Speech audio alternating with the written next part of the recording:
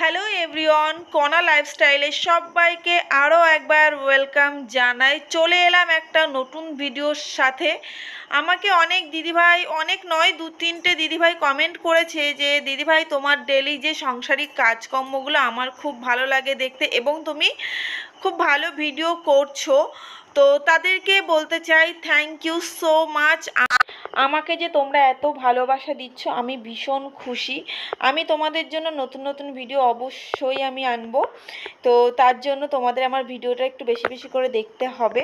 তোমাদেরকে বলেও ছিলাম যে আমার একটা চ্যানেল আছে, সেটা হচ্ছে কনা লাইফস্টাইল বলে ইউটিউবে। তোমরা চাইলে সেখানে আমাকে সাবস্ক্রাইব করতে পারো।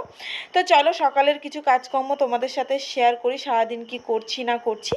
আমি সকালেই ঘুম থেকে উঠে চলে এসেছিলাম, এসেই আর কি থালাগুলো ধুয়ে নিয়েছিলাম, কারণ কালকে রাতে না মানে থালা বাসনগুলো ধোয়া হয়নি, বৃষ্টি হচ্ছিল। আর ডেলি যেমন কাজ থাকে আমার, যেমন ঘর উঠান ঝাড় দেওয়া, বিছানা তোলা, ঘর মোছা, জামা কাপড় ধোয়া, অবশ্যই এগুলো বলার মতো কিছু নেই, কারণ যারা আমার ডেলি ব্লগ দেখো তারা তো সবটাই জানবে যে আমার ডেলি আমার কি কাজ থাকে। তো দেখো এখানে মামুনি আর কি মাছ রেখেছিল, চিংড়ি মাছ। মাছগুলো বেশ অনেকটাই বড়, প্রায় 1 আঙুলের মতো বড় হবে। তো অনেকেই ভাবতে পারো মাছগুলো হয়তো ছোট, কিন্তু দেখো ছোট ফোনে দেখতে লাগে, মাছগুলো বড় আছে, মোটামুটি ভালোই সাইজ আছে, কিন্তু ফোনে না ওই বড় জিনিসকেও ছোট লাগে। তো দেখো এখানে মামুনি ভালো করে মাছগুলোকে বেছে নিচ্ছে, এই মাছ দিয়ে হবে চিংড়ি মাছের মালাইকারি। তো দেখো যাই হোক, এখানে হচ্ছে আমাদের গাছের ফুল, এটা হচ্ছে জুঁই ফুল, অনেক ফুল ধরেছে, ফুলগুলোতে না গন্ধ নেই। চলো স্নানটা করে নিই, তারপর তোমাদের সাথে দেখা হচ্ছে। তো স্নান করে চলে এলাম। দেখো এখানে আমাদের তুলসী মঞ্চকে তো রোজই ধোয়াতে হয়, তোমাদের তো ভিডিও দেখিয়েছি। আর এখানে বেসিক্যালি আমি কি করি, সকালবেলা আমি আর জামা কাপড় ছাড়ি না, তো আমি একবার স্নান করেই আর কি পুজো টুজো করেই আমি টিফিনটা করি। শুধু আমি না, বাড়ির সবাই। আমার পুজো হওয়ার পর সবাই টিফিন করে। তো দেখো এখানে তোমাদের দাদাভাই ঘুম থেকে উঠে গেছিলো, তো আমি তোমাদের দাদাভাইকে বললাম যে আমার ক্যামেরাটা একটু ধরে দাও। তো যাই হোক ক্যামেরাটা ধরে দিয়েছে, আমার অনেকটাই উপকার হয়েছে। এখানে দেখো লাল লাল ফুল, ওটার নাম হচ্ছে ঘাস ফুল, তোমাদের ভাষায় ওটাকে কী ফুল বলে জানিও। তো দেখো অ্যালোভেরা গাছও দেখিয়ে দিল। আর এখানে আমি পুজো করতে বসে গেলাম। তো পুজো হয়ে গেছে, চলো একটা ডাক্তারের সাথে তোমাদের পরিচয় করিয়ে দিই। এই যে ডাক্তার, এটা হচ্ছে তোমাদেরই দাদাভাই, আমার প্রেশারটা আর কি মেপে দিচ্ছিল। প্রেশারটা মেপে দেখলো আমার প্রেশারটা একদমই ঠিকঠাক আছে।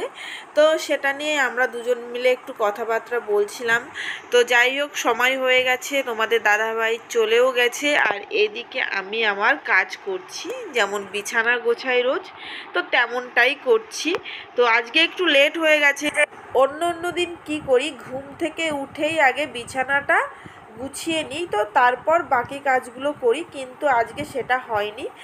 আজকে আমি ঘুম থেকে উঠে বাকি কাজ করেছি, পুজো করেছি, তারপর এসেছি আমার বিছানাটা ঠিক করতে। বিছানা তো গুছিয়ে নিলাম, তার সঙ্গে আমার জামা কাপড় কিছু ছিল সেগুলোও গুছিয়ে নিলাম। এদিকে দেখো পায়ের যন্ত্রণাটা না আবার শুরু হয়েছিল, তো তার জন্য একটু ভলিন স্প্রে করে নিলাম। এখানে দেখো মুখে টোনারটা ইউজ করে নিলাম। আমি ডেলি স্নান করার পরে মুখে একটু টোনার লাগিয়ে নিই, তাছাড়া আমি আর কিছু লাগাই না মুখে। আর মাথাটাও আঁচড়ে নিচ্ছি, মাথাটা ভীষণ আর কি ভেজা ছিল, তো গরমের মধ্যে চুল ছাড়তে ভালো লাগে না, তো ওই জন্য উঁচু করে বেঁধে নিয়েছিলাম। আর দেখো আমার মুখের ভিউটা পুরো পাগলের মতো লাগছিল আমাকে দেখতে। এখানে মামুনি ফ্রিজ থেকে আমাকে সবজিগুলো বার করে দিচ্ছিল যে আজকে কি কি রান্না হবে, তো সেইগুলো নিয়েই আমি চলে এলাম রান্নাঘরে সবজিগুলো কাটতে।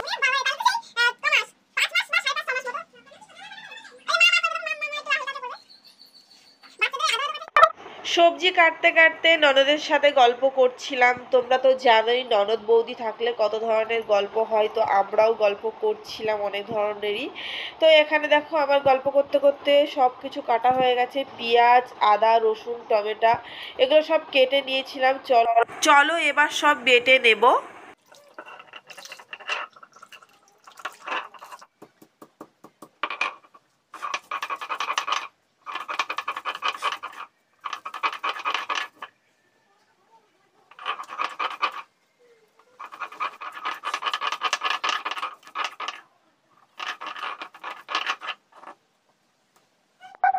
চলো বাটা কমপ্লিট, এবার মুড়ির চাট রেডি করব। এখানে মামুনি দুটো চপ নিয়ে এসেছিলো, আমি আগে থেকেই পেঁয়াজগুলো কুচি করে রেখেছিলাম আর লঙ্কা কুচি।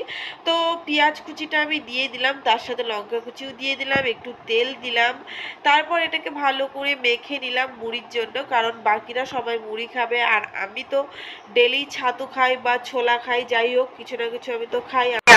মেখে নিয়েছি, দেখো এখানে রেডি মুড়ির চাট।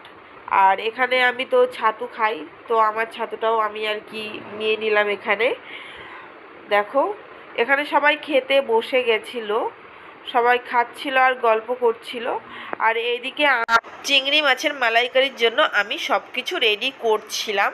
দেখো টমেটোকে বেটে রেখেছি, তারপর পেঁয়াজ বেটে রেখেছি, আদা রসুন বেটে রেখেছি, এখানে এখানে দইটাকেও ফেটিয়ে রেখেছি।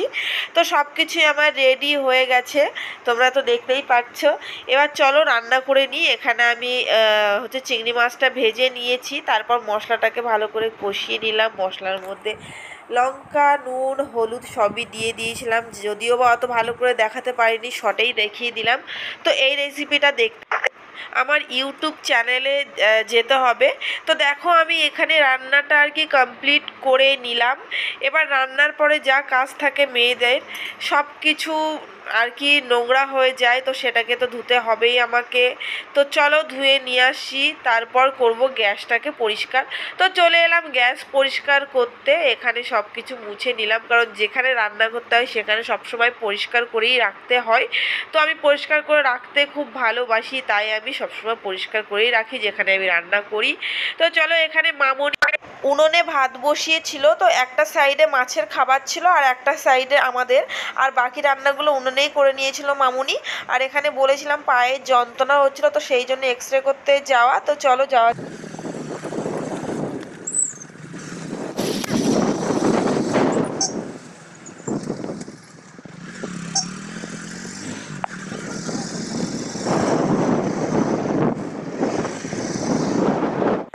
ডাক্তারের কাছে গিয়ে না ভিডিওটা করতে পারিনি।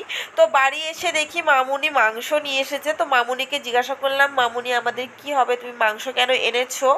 তো মামুনি বলছে আমাদের চাউমিন হবে, তো তুমি এগুলোকে আর কি ধুয়ে মেরিনেট করে রাখো। তো আমি সেইভাবে আমি মেরিনেট করে রেখেছিলাম সব কিছু দিয়ে। আর এখানে না আমি মামুনি বলার পরে আমি সব কেটে নিয়েছিলাম সবজিগুলো। তো যাই হোক মামুনি বসে পড়েছিল রান্না করতে, মানে চাউমিন করতে বসে পড়েছিল, অনেকক্ষণ টাইম লেগেছিল। তো আমরাও গল্প করছিলাম ওখানে বসে বসে। তো মামুনিও খুব লজ্জা পাচ্ছিল, আমার ননদও খুব লজ্জা পাচ্ছিল। আর এখানে খেতে খেতে কারেন্ট চলে গেছে দেখো। তো আজকের মতো এই পর্যন্তই ভিডিও করতে পারলাম, আবার নেক্সট কোনো ভিডিওই দেখো।